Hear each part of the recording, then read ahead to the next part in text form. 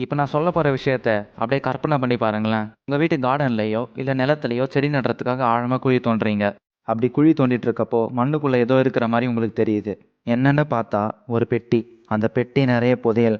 தங்கம், வைரம், வெள்ளின்னு. அந்த நிமிஷம் வரைக்கும் ரொம்பவே சாதாரணமாக இருந்த உங்களோட வாழ்க்கையை இந்த புதையல் மொத்தமாக மாற்றி விட்டுரும். இது நமக்கு வேணா வெறும் கற்பனையாக மட்டும் இருக்கலாம். ஆனால் இது உண்மையாகவே நடந்த விஷயம். யாருக்கு நடந்துச்சு, எவ்வளோ கிடச்சிச்சின்னு இந்த வீடியோவில் தெளிவாக பார்க்கலாம் வாங்க. டெய்லி காலையில் சாமி ஃபோட்டோ வாட்ஸ்அப்பில் 20 பேருக்கு காமிச்சா நல்லதே நடக்கும்னு சொல்கிற மாதிரி சப்ஸ்கிரைப் பண்ணிங்கன்னா உங்களுக்கும் புதையல் கிடைக்கும். மறக்காமல் சப்ஸ்கிரைப் பண்ணிக்கோங்க.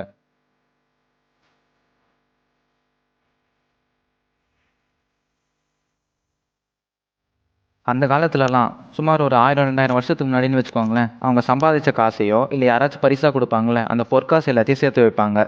இப்போ இருக்க மாதிரி பீரோ, லாக்கர், பேங்க்லாம் அப்போ இல்லை. அப்போயும் இப்போ இருந்த ஒரே விஷயம் திருட்டு. அந்த மாதிரி திருடங்க கிட்டேருந்து பாதுகாத்து வைக்கிறதுக்காக அவங்க நம்பின ஒரே லாக்கர் பூமி தான். அவங்களோட வீட்டுக்கு அடியிலையோ இல்லை அவங்களுக்கு சொந்தமான நிலத்துலையோ இந்த பானை, பெட்டி இதிலெல்லாம் போட்டு புதைச்சி வச்சிருவாங்க. போருக்கு கிளம்புறதுக்கு முன்னாடி இந்த மாதிரி புதைச்சி வச்சுட்டு போகிறது வழக்கமாக இருந்துச்சு. இந்த மாதிரி போருக்கு போயிட்டு திரும்ப வர முடியாமல் இறந்து போனவங்களோட பல பேரோட புதையல் இந்த பூமிக்கு அடியில் தான் இருக்குது. இந்த வீடியோவை கடைசி வரைக்கும் பாருங்கள். உங்களுக்கு சொந்தமான நிலத்துலையோ இல்லை உங்கள் வீட்டுக்கு அடியிலையோ நீங்களே போய் தோண்ட ஸ்டார்ட் பண்ணிடுவீங்க. ஸ்வீடன் நாட்டில் ஒரு படம் ஷூட்டிங்காக ஒரு இடத்த வாடகைக்கு எடுத்து அங்கே செட்டு போகிறதுக்காக பள்ளம் தோண்டுறாங்க. இப்படி பள்ளம் தோண்டிட்டு இருக்கப்போ கிடைச்சது தான் இந்த புதையல். இந்த இடத்துல 50 கிலோ வெண்கலம், 100 கிலோ வெள்ளியோட சேர்த்து நிறைய தங்க காசுகளும் கிடைச்சது. எவ்வளோத்தையும் பார்த்து அதிர்ச்சியில் அவங்க ஆராய்ச்சி பண்ணுறதுக்காக ஆளுங்களை வர வைக்கிறாங்க. ஆராய்ச்சி பண்ணதுக்கு அப்புறம் தான் தெரிஞ்சது இது கிபி 900 காலகட்டத்தில் புதைக்கப்பட்டதுன்னு. மன்னராட்சி நடந்துட்டு இருந்த காலகட்டம் அது. போர் நடக்கிறப்ப தான் புதைச்சி வச்சதுன்னு கன்ஃபார்ம் பண்ணுறாங்க. எல்லா ஆராய்ச்சி பண்ணி முடிச்சதுக்கப்புறம் இதோட மொத்த மதிப்பு வெளியிடுறாங்க. இதை கேட்டிங்கன்னா நீங்களே ஷாக்காயிருவீங்க. இது மொத்தமாக 2400 கோடி. இந்த நிலத்தில் இருக்கிற புதையல் மொத்தமே நிலத்தோட சொந்தக்காரருக்கு போயிருமான்னு கேட்டால் அதுதான் கிடையாது. இது எல்லாமே கவர்மெண்ட்டுக்கு சொந்தமானது. கவர்மெண்ட் என்ன பண்ணாங்கன்னா இந்த நிலத்தோட சொந்தக்காரருக்கு 5 கோடி பரிசாக கொடுத்துட்டாங்க. படத்தோட ஷூட்டிங்காக வாடகை விட்டவருக்கு வாடகை காசும் வந்துடுச்சு. இப்போ கவர்மெண்ட்லேருந்து 5 கோடி ரூபாய் பரிசாக கிடச்சிருக்கு. இந்த லிஸ்ட்டில் நம்ம ரெண்டாவதாக பார்க்க போகிறது ஒரு டேங்க் கலெக்டருக்கு அடித்த ஜாக்பாட். அமெரிக்காவை சேர்ந்த நிக் அப்படின்ற இவர் ஆர்மி டேங்க்லாம் வாங்கி அதை ரெடி பண்ணி சவாரி மாதிரி கூட்டிகிட்டு போயிட்டு காசு பார்க்குறவர். இவரோட இந்த பிஸ்னஸை டெவலப் பண்ணுறதுக்காக 2017 $40,000 கொடுத்து ஒரு பழைய டேங்கை வாங்குறாரு. வாங்கிட்டு வந்தப்போ அவருக்கு தெரியாது இதுதான் அவரோட வாழ்க்கையை மாற்ற போகிற ஒரு டேங்க்னு. நிக் அப்புறம் அவரோட மெக்கானிக் 2 பேரும் சேர்ந்து இந்த டேங்கை ரெடி பண்ணிட்டு இருக்கப்போ தான் இதோட ஃபியூவல் டேங்க்கில் ஒரு விஷயத்தை கவனிக்கிறாங்க. வேர்ல்டு வார் அப்போ இந்த டேங்கை வச்சிருந்த ஒரு சோல்ஜர் இதோட ஃபியூவல் டேங்க்கில் 5 தங்க கட்டிங்களை போட்டு வச்சிருந்திருக்காரு. அந்த போரில் அந்த சோல்ஜர் இறந்துட்டாரு. இதனால இவர் ஒழிச்சு வச்ச தங்க கட்டிங்களை பற்றி யாருக்குமே தெரியாமல் போயிடுச்சு. எவ்வளோ நேரம் நிலத்தில் கிடைச்ச புதையலை பற்றி பார்த்தோம். இப்போது கடல் கடையில் கிடைச்ச புதையலை பற்றி பார்க்கலாமா? ஃப்ளோரிடாவில் ஒருத்தர் ஸ்கூபா டைவிங் அப்போ ஒரு கோல்ட் செயின் கண்டுபிடிக்கிறாரு. அதை எடுத்துகிட்டு போய் $700 விற்றுட்டாரு.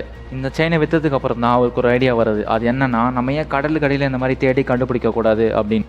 உடனே ஒரு மெட்டல் டிடெக்டர் எடுத்துட்டு கடலுக்கு அடியில் மறுபடியும் கிளம்புறாரு. இப்படி தேட போன இவருக்கு கொஞ்ச நேரத்திலே 50 தங்க காசுகள் கிடைச்சது. எல்லாத்தையும் $1 மில்லியன் விற்றுட்டாரு. அந்த வழியாக போன ஏதோ ஒரு கப்பல் மூழ்கினதுனால எவ்வளோ தங்க காசுகள் அங்கே கொட்டியிருக்கலாம். ஜேமி ஆலிவர் இவருக்கு பெரிய செஃப் ஆகணும்னு ஆசை. மேன்செஸ்டரில் ஒரு ரெஸ்டாரண்ட் ஓப்பன் பண்ணுறதுக்காக ஒரு பழைய பில்டிங்கை வாங்குறாரு. அந்த பில்டிங்கை ரெனோவேட் பண்ணுறப்போ ஒரு செவத்தை உடைச்சிருக்காங்க. அதில் $7 மில்லியன் மதிப்புள்ள காசு, தங்கம், வெள்ளி கிடச்சிருக்கு.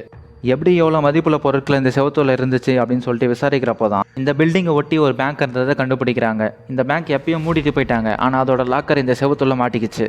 அதை தான் இப்போ ஜேமி ஆலிவர் உடச்சி எடுத்திருக்காரு. இவர் கண்டுபிடிச்ச எவ்வளோத்தையும் இவருக்கு $1 கூட கொடுக்காம மொத்தத்தையும் பேங்க்காரங்க வந்து எடுத்துகிட்டு போயிட்டாங்களாம். லாஸ்ட் பட் நாட் லீஸ்ட் அப்படின்னு சொல்கிற மாதிரி இப்போ நான் சொல்ல போகிற இந்த கதை தான் எனக்கு ரொம்பவே பிடிச்ச ஒரு ட்ரெஷரண்ட்.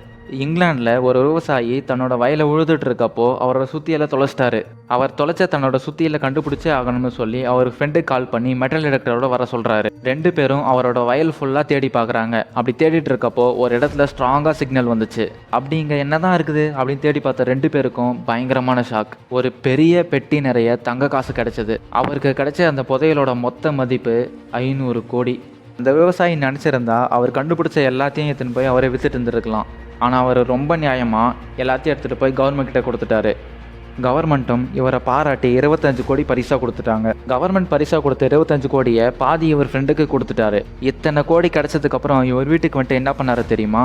அவர் ஒரு சுத்தியலை தொலைச்சிட்டாருன்னு சொன்னல, அதை மறுபடியும் தேட போயிருக்காரு. இந்த சுத்தியலை தேடி கண்டுபிடிச்சதுக்கப்புறம் எவ்வளோ காசு கண்டுபிடிச்ச சந்தோஷத்தை விட இந்த சுத்தியலை தேடி கண்டுபிடிச்ச சந்தோஷம் தான் எனக்கு பெருசாக இருந்துச்சுன்னு சொல்லியிருக்காரு.